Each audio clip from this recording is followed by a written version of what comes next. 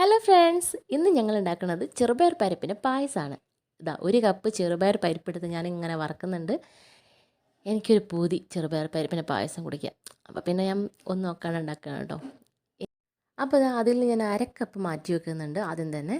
കാരണം ഇത് ഇനിയുള്ളത് നമുക്ക് നന്നായിട്ട് വറുത്തിട്ട് വേണം മാറ്റി വയ്ക്കാൻ. ബാക്കിയുള്ള പരിപ്പ് ഇതുപോലെ ചോക്കനെ വറക്കണം എന്നാണ് നമ്മൾ പറയുക. ഇനി ഇതെല്ലാം കഴുകിയിട്ട് നമുക്കൊരു കുക്കറിലേക്ക് മാറ്റാം. അപ്പോൾ ഇതെല്ലാം കൂടെ ഞാൻ കഴുകി രണ്ടും കൂടെ ഒരുമിച്ചാണ് കേട്ടോ കഴുകിയിട്ട് കുക്കറിലേക്ക് മാറ്റി. ഇനി ഒരു വിസിൽ വന്നതിന് ശേഷം നമ്മൾ സിമ്മിലാക്കിയിട്ട് ഒരു 2 വിസിലും കൂടെ. അപ്പോൾ ശരിക്കും നന്നായിട്ട് വെന്തിട്ടുണ്ടാവും. ഞാൻ കാണിച്ചു തരാം കേട്ടോ എത്രത്തോളം വെന്തുണ്ടാവും എന്നുള്ളത്. അപ്പോൾ വിസിലൊക്കെ പോക്കിയതാ ഞാൻ നോക്കുകയാണ്. കണ്ടോ ഇത്ര നല്ലോണം വെന്തിട്ടുണ്ട്. ഇനി ഇതിൽ നിന്ന് ഞാൻ കുറച്ച് നമ്മൾ മിക്സിയുടെ ജാറിലൊന്ന് അരച്ചെടുക്കാൻ വേണ്ടി മാറ്റി വയ്ക്കും. ഒരു ഗ്ലാസിൻ്റെ എത്രത്തോളം എടുത്ത് മാറ്റി വെക്കുന്നുണ്ട്.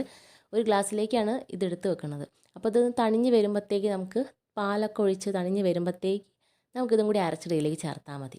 അങ്ങനെ ഒരു പാക്കറ്റ് പാലെടുത്തിട്ടുണ്ട്. മിൽമയുടെ പാലാണ് കേട്ടോ. അതൊക്കെ ഇട്ടു. അത് തിളച്ച് വന്നതിന് ശേഷം ശർക്കര ഞാൻ ഒന്ന് കുത്തിപ്പൊടിച്ച് വെച്ചിട്ടുണ്ട്. അതും കൂടെ ഇട്ട് കൊടുത്തു. ഇനി ഇതെല്ലാം കൂടെ സിമ്മിലാക്കണം കേട്ടോ. നിങ്ങൾ ഈ സമയത്ത് നല്ലോണം തിളച്ചിട്ട് സിമ്മിലങ്ങാക്കി വയ്ക്കുക. കാരണം ഇത് തിളച്ചുകൊണ്ടിരിക്കരുത്. ഒന്ന് സിമ്മിലാക്കിയിട്ട് ആ ഒരു തിളയിൽ മാത്രമേ ഈ ശർക്കര അലിഞ്ഞ് ചേർക്കാൻ പാടുള്ളൂ. പിന്നെ നമ്മളതൊക്കെ കഴിഞ്ഞ് ശർക്കരയൊക്കെ നല്ലോണം അലിഞ്ഞെന്ന് കണ്ടു കഴിഞ്ഞാൽ പിന്നെ ഇതേപോലെ അരച്ച് വെച്ചിട്ടുള്ള നമ്മുടെ ചെറുപയർ പരിപ്പ് എടുത്ത് വെച്ചിട്ടുണ്ടായിരുന്നല്ലോ, അത് അരച്ചിട്ടാണ് ഇതിലേക്ക് ചേർക്കുന്നത്. ഇതിൻ്റെ കൂടെ ഞാൻ കുറച്ച് നമ്മുടെ ജീരകം കൂടെ, ചെറിയ ജീരകം ആ അരപ്പിൽ ഇട്ടിട്ടുണ്ട് കേട്ടോ. അതുകൊണ്ട് ഇനി എക്സ്ട്രാ ജീരകം ഇല്ല. നമ്മൾ ഇനി ഇടാൻ പോണത് ഏലക്കയുടെ പൊടിയാണ്. പഞ്ചസാര ഏലക്കയും കൂടി പൊടിച്ചത് അതിലേക്ക് ചേർക്കുകയാണ്. ഇപ്പോൾ നല്ലോണം തിളച്ചു. അതിലേക്ക് ഞാനൊരു നുള്ളു ഉപ്പും കൂടെ ചേർത്തിട്ടുണ്ട്. അപ്പോൾ നമ്മുടെ പായസം ഇവിടെ സൂപ്പറായിട്ട് റെഡി ആയിട്ടുണ്ട്. ഇനി ഇതിലേക്കുള്ള താളിപ്പാണ്. താളിപ്പ് എന്ന് പറയാനിതാ നമ്മൾ നെയ്യിൽ നല്ല തേങ്ങാക്കൊത്തിട്ട് വറക്കുകയാണ്.